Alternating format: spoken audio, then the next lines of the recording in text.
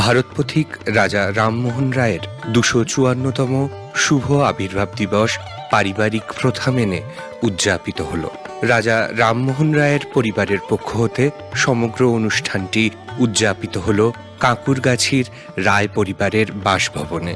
সাংস্কৃতিক শিক্ষা প্রতিষ্ঠান রাজা Rammohan Roy institute of cultural স্টাডিজে অনুষ্ঠানের প্রারম্ভে মঙ্গলাচরণ পাঠ করেন রায় পরিবারের সদস্য দেবদীপ রায়। আমাদের রায় পরিবারের তরফ থেকে খুব আনন্দের সাথে আমরা পালন করছি।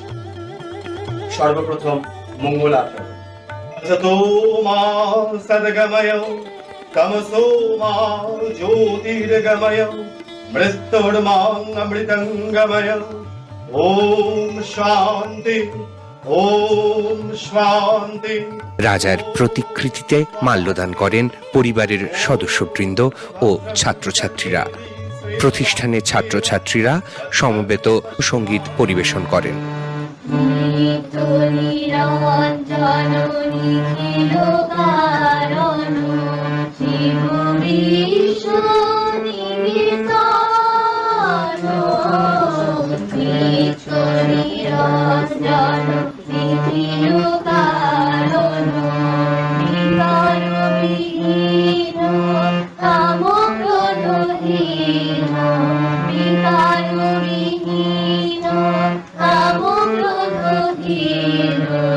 শিক্ষা প্রসারে ও বর্তমান সমাজ গঠনে রামমোহনের ভূমিকা প্রসঙ্গে বক্তারা বক্তব্য প্রদান করেন। তিনি আধুনিকতার এক ভিত্তিপ্রস্তর, যেটা আমরা পাই তার সাংবাদিকতা, তার লেখনীর মাধ্যমে।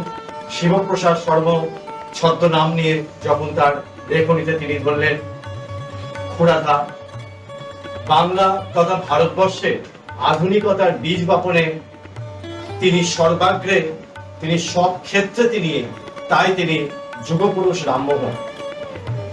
ব্রহ্মসঙ্গীত থেকে শুরু করে বাংলা গদ্য সাহিত্য থেকে শুরু করে সর্বদিকে সর্বস্তরে যতটা আধুনিক বলা যায়, আমার মনে হয় তার থেকেও তিনি ছিলেন আরো বেশি আধুনিক সিংহ পুরুষ, যা 1772 বা সেই পিরিয়ডেও যেমন প্রাসঙ্গিক, আজ 2026 এই সময় দাঁড়িয়ে তিনি আজ ঠিক ততটাই প্রাসঙ্গিক।